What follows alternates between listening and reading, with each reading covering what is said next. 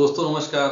मैं डॉक्टर संतोष मालपानी फिर से आपकी सेवा में हाजिर हूँ, अपना चहेता कार्यक्रम लेकर जिसका नाम है जिंदगी के रंग मधुमेह के संग। मित्रों, लोहड़ी, संक्रांति, पोंगल ये सब त्योहार अभी आ रहे हैं और इन सब में तिल और गुड़ का बड़ा महत्व है। अब जब तक भारतीय व्यक्ति तिल गुड़ नहीं खाएगा तब तक मकर संक्रांति हमने मना ली ऐसा हम लोग नहीं मानते। डायबिटीज और मीठा पे का काफी बैर है और जब जब मीठी चीज के बारे में डायबिटीज के लोग बात करते हैं तो उनको लगता है कि हम लोग मीठा बिल्कुल नहीं खा सकते। तो दोस्तों, इस पावन पर्व पर हमने तिल और गुड़ खाना कि नहीं उसकी चर्चा हम लोग करेंगे। और तिल गुड़ के तो कई प्रकार हमको देखने को मिलते हैं। कुटे हुआ तिल गुड़, उसके बाद में गजक, तिल गुड़ के लड्डू, काफी चीजें हमको देखने को मिलती है। तो इसे किस प्रकार से खाना है हमको उसके बारे में हम लोग अभी चर्चा करने वाले हैं। तो दोस्तों, तिल में कई अच्छे गुण होते हैं। तिल में मैग्नीशियम, कैल्शियम, आयरन, पोटेशियम भरपूर होता है। उसी प्रकार से कई विटामिन भी इसमें ज्यादा प्रमाण में होते हैं। कार्बोहाइड्रेट्स का प्रमाण थोड़ा कम होता है लेकिन इसमें फैट यानी वसा का प्रमाण ज्यादा होता है। उसी प्रकार से फाइबर का प्रमाण भी ज्यादा होता है।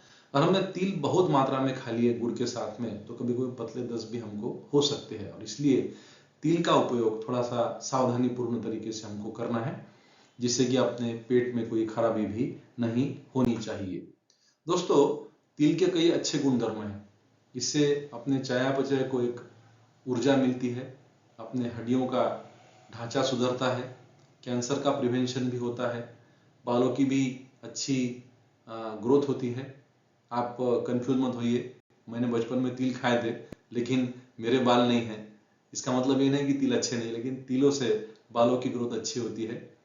चमड़ी की भी जो हम लोग देखते हैं तिल खाने वालों की चमड़ी, वो थोड़ी सी गोरी सी होती है और उसमें लस्टर भी होता है, चमक भी होती है।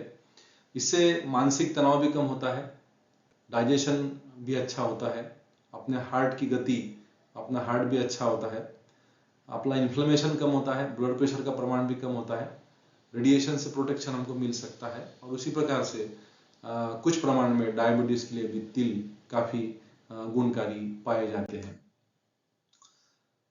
गुड़ खाना कि नहीं, क्योंकि गुड़ भी मीठा होता है। दोस्तों, टेक्निकली गुड़ में और शक्कर में बहुत बड़ा अंतर नहीं है। जितना ग्लाइसेमिक इंडेक्स शक्कर का है उतना ही ग्लाइसेमिक इंडेक्स गुड़ का है, लेकिन गुड़ यह नैसर्गिक प्रक्रिया से बनता है। अगर हम लोग देखें कि शक्कर कितनी बढ़ती है गुड़ और शक्कर खाने के बाद में, तो उसका प्रमाण नजदीक पास सही का होता है, लेकिन गुड़ बनाने की प्रक्रिया जो है वो नैसर्गिक रहने की वजह से हमें केमिकल का प्रमाण कम मिलता है और उससे हमको एक प्रकार की ऊर्जा भी बराबर से अच्छे तरीके से मिलती है। लेकिन ज्यादा प्रमाण में गुड़ खाएंगे तो शुगर जल्दी से बढ़ेंगी, यह आपको ध्यान में रखना बहुत जरूरी है। गुड़ से अपना खून साफ रहता है, स्वच्छ रहता है, मिनरल्स का प्रमाण भी हमको मिलता है, पाचन शक्ति अपनी बढ़ती है, अपना चयापचय अच्छा होता है, इससे चमड़ी भी अच्छी दिखती है, उसमें लस्टर भी आता है, हार्मोन्स का प्रमाण भी अपने शरीर में अच्छा हो सकता है। लेकिन इसमें ग्लाइसेमिक इंडेक्स और ग्लाइसेमिक लोड ज्यादा है, इसलिए इसका उपयोग हमें थोड़ा सा एहतियात से सावधानी पूर्ण तरीके से करना बहुत जरूरी है। तिल और गुड़ अगर एक में लाए हम लोग तो ये संयोग बहुत अच्छा है। तिल और गुड़ अगर एक में आते हैं तो शरीर में ऊर्जा बढ़ती है। तिल में फाइबर होता है और गुड़ में फाइबर कम होता है। दोनों का एकत्रीकरण करने से हमारा ग्लाइसेमिक इंडेक्स का कम होता है, लेकिन दोनों में भी ऊर्जा बहुत रहने से वजन बढ़ने का और शुगर बढ़ने का खतरा भी बरकरार रहता है। इसलिए तिल और गुड़ जब आप खाएंगे तो हमको कौन सी सावधानी बरतना उसके बारे में हम लोग अभी जानने वाले हैं। तिल गुड़ खाना कि नहीं, ये सबसे पहला सवाल। उसका उत्तर हाँ, आप खा सकते हैं। कितना खाना, ये दूसरा सवाल। तो मेरे हिसाब से 25 से 50 ग्राम के बीच में आप तिल गुड़ खा सकते हैं। और खाने के बाद में कौन सी सावधानी बरतना, ये तीसरा सवाल। जब आप तिल गुड़ खाएंगे तो उतने प्रमाण में आपको व्यायाम बढ़ाना है, उतने प्रमाण में कोई दूसरी चीज जो है हम लोग खाते हैं उसकी कैलोरी हमको कम करना है। अगर हम लोग देखें तो तिल खाने के बाद में हमें तेल का प्रमाण खाने में से कम करना है। जब आप गुड़ खा लेंगे तो बाकी दूसरी कोई मीठी चीज हमको खाने को नहीं चलेंगी।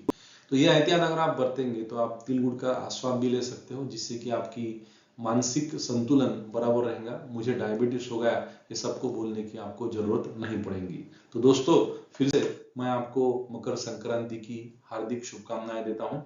यह कार्यक्रम मधुमेह सेवा संघ और United diabetes and endocrine clinic जो नांदेड़ में स्थित है, उनके मार्फत हम लोग आपके सम्मुख पेश करते हैं। तो तब तक, जब तक मैं नया कार्यक्रम तैयार नहीं करूं, मुझे इजाजत दीजिए। आप सभी को फिर से स्वस्थ जीवन की शुभकामना देता हूं और आपसे विदा लेता हूं। नमस्ते, जय हिंद, जय महाराष्ट्र।